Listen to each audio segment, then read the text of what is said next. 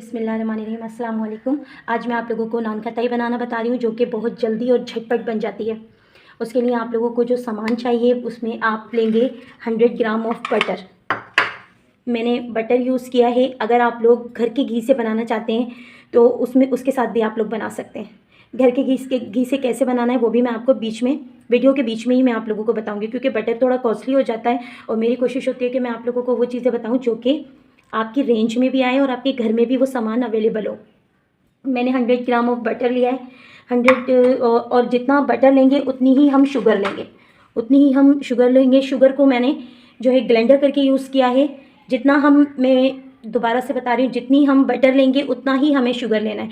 अगर हमने 100 gram of butter लिया है तो हमें 100 ग्राम ही शुगर ऐड करनी है, ठीक है।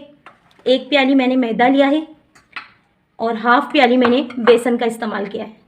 अगर आप इसमें सूजी ऐड करना चाहते हैं तो जैसे इसमें सिर्फ आपको वज़न का ख्याल रखना है। अगर 1 प्याली आपने मैदा लिया है, आधी प्याली आपने बेसन की लिए, तो आप सूजी अगर इसमें ऐड करना चाहते हैं तो उसको क्वार्टर कर दें, मतलब यानी हाफ से भी कम कर दें उस सूजी को। मेरे बच्चों को सूजी इतनी पसंद नहीं है नान खटाई में, तो मैं यूज़ नहीं कर रही हूँ। लेकिन अगर आप लोगों को अच्छी लगती है तो आप उसमें ऐड कर सकते हैं, ठीक है। ये झटपट बनने वाली रेसिपी है। और ये इलायची पाउडर, हाफ स्पून मैंने इलायची पाउडर लिया है। 1 स्पून मैं इसमें बेकिंग पाउडर डालूंगी। बेकिंग पाउडर मैं हॉलीडे का यूज़ करती हूँ। आप लोगों को जो पसंद हो, जो आप लोगों को सूट करता हो आपकी बेकिंग को, आप वो यूज़ कर सकते हैं। बिस्मिल्लाहिर्रहमानिर्रहीम। अच्छा, मैं इसको फिंगर्स की मदद से कर रही हूँ। आप भी जो है ना कोशिश कीजिएगा कि फिंगर की मदद से करें। 100 ग्राम का वैसे तो आप लोगों को शॉप पे मिल जाएगा, इजीली मिल जाएगा।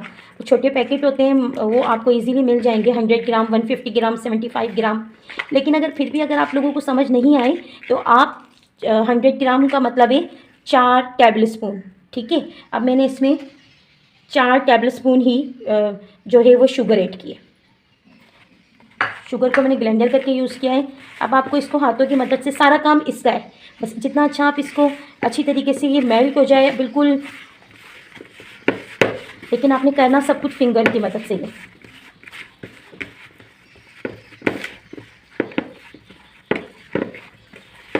मैं आपको दिखाऊंगी कि ये किस स्ट्रक्चर में आ जाता है। मैंने आपसे कहा कि आप बटर की जगह घी भी इस्तेमाल कर सकते हैं। वैसे तो मैं आपको घी बनाना बता दूंगी कि घी किस तरीके से बनता है, लेकिन आप इस तरह से करें कि आप जो घर में घी यूज़ करते हैं पराठों में, आप उस घी को गरम करें। जब वो थोड़ा बिल्कुल मतलब नीम गरम जब वो हो जाए ना, गरम करके उसको साइड पे रख दें। जब वो नीम गरम हो जाए तो आप एक बाउल में बर्फ़ के कुछ पीसीस लें। बर्फ़ के कुछ पीसीस के अंदर थोड़ा सा पानी डाल के छोड़ दें। उसके ऊपर जो वो नीम गरम घी है वो उसके ऊपर डाल दें और कुछ घंटों के लिए छोड़ दें। तकरीबन 1 से 1.5 घंटे के लिए आप उसको बिल्कुल बर्फ़ के ऊपर छोड़ दें।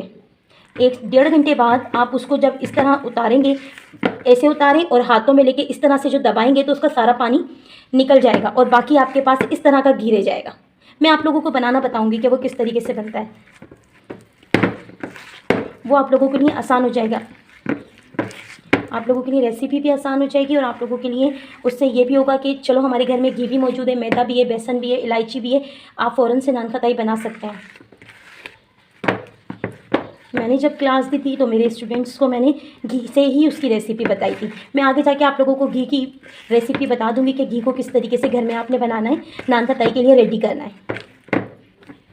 देखिए, मैंने 3 फिंगर की मदद से इसको अच्छी तरीके से शुगर और बटर को अच्छी तरीके से मिक्स किया है। आप बीटर यूज़ करना चाहते हैं तो आपकी मर्ज़ी है, मगर जितना अच्छा फिंगर की मदद से ये मिक्स होता है वो ज़्यादा अच्छा होता है। और देखिए किस तरीके से, ये देखें क्रीम शेप में आ जाता है, क्रीम शेप में आ जाता है। ये देखें, ये देखें, मैंने ये हाथों की मदद से किया है। अब इसमें शुगर का कोई भी क्रिस्टल, कोई भी लम्स इसमें मौजूद नहीं है। अब मैं इसमें इलायची पाउडर ऐड करूँगी, हाफ स्पून।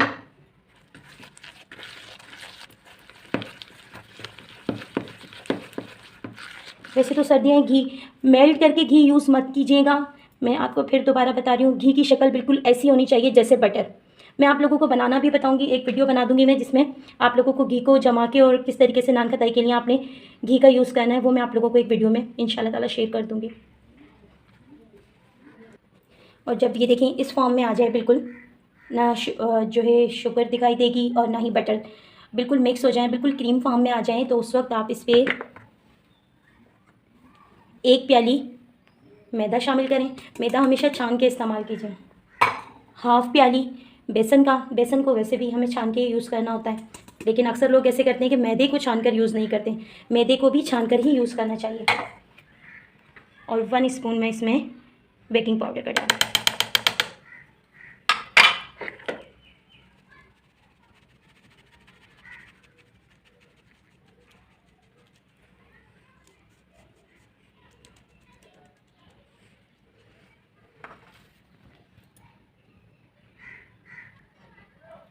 ये देखिए, अब मैंने इसमें ये सब छान लिया है तीनों चीज़ों को। उसके बाद आप बहुत स्लोली हाथ से, ऐसे नहीं जैसे हम लोग घर में आटा गूंथते हैं, इस तरह से नहीं, बल्कि बिल्कुल सॉफ्ट हाथ से हमने इसे मिक्स करना है, बिल्कुल स्लोली हाथ से। ये देखिए, मैं बहुत स्लो हाथ चला रही हूँ और बिल्कुल इस तरीके से देखें, आटे की तरह हमने इसे नहीं गूंथना है, हमने इसे बहुत स्लो हाथ से इस तरह से फोल्ड करना है।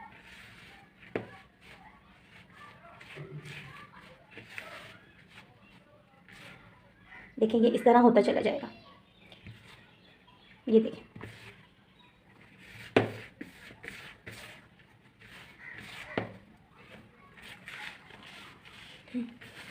देखें मैंने हाथ की मदद से बिल्कुल स्लो मैंने इस तरह से, ये देखें। अगर आपको सूजी पसंद है तो आप बिल्कुल ऐड कर सकते हैं, लेकिन मैंने आपको उसका वज़न बता दिया है कि आपको कितना डालना है।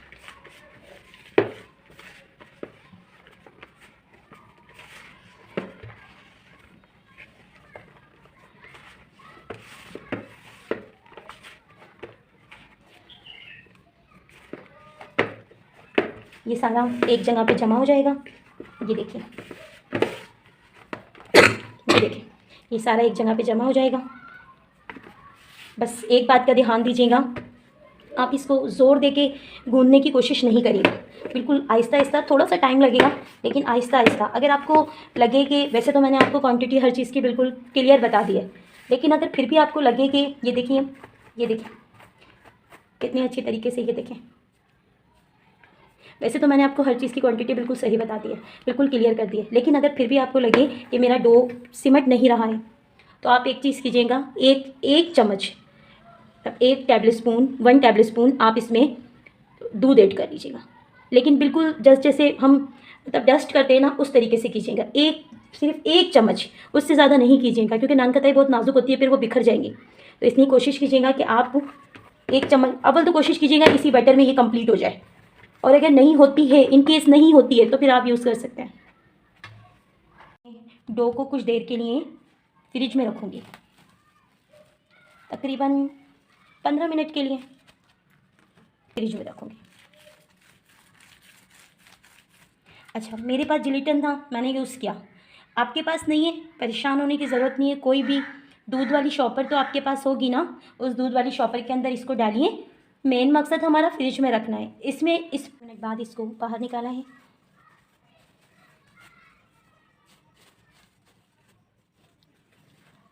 ये देखिए कितनी अच्छी तरीके से, बिल्कुल ये एक जान हो गया, कहीं कोई क्रैश नहीं है, कहीं कुछ। स्लाइसिस में से भी मैंने 2 हिस्से कर लिए। बस स्लाइसिस करने का मकसद ये था कि मैंने इसे स्लाइसिस करके उसमें से 2 किए, ताकि ये 2 नान खटाइयाँ बने।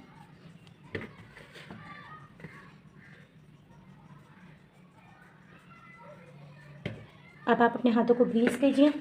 हैंड्स जो हैं वो ग्रीस कर लिए हैं ऑयल की मदद से। अब आप स्लोली हाथ से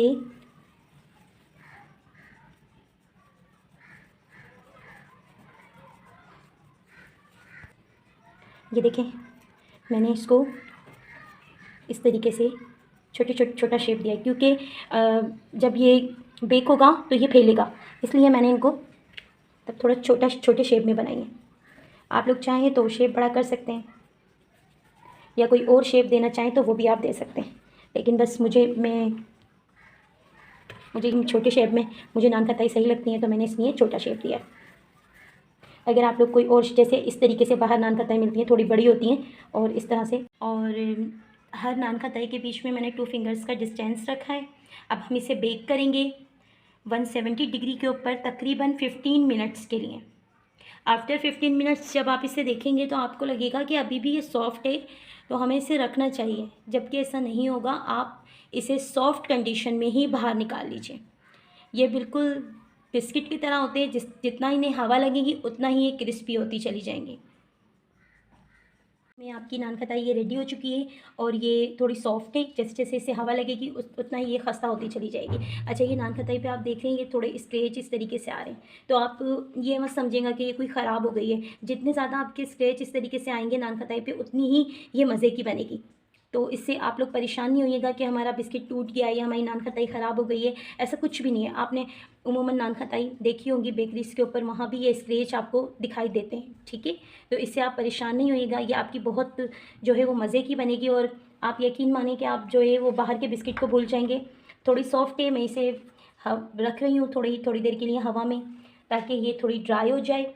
आप यकीन मानिए इसका टेस्ट बहुत मज़े का है, आप लोग खाएँगे आप लोगों को बहुत पसंद आएगा और आप लोगों को खुद बहुत पसंद आएगा। और आप लोग ये देखिए इसमें भी स्क्रैच आ रहे हैं इस तरह से, तो ये आप परेशान नहीं होइएगा, ये तकरीबन सब में ही होंगे, ये देखिए।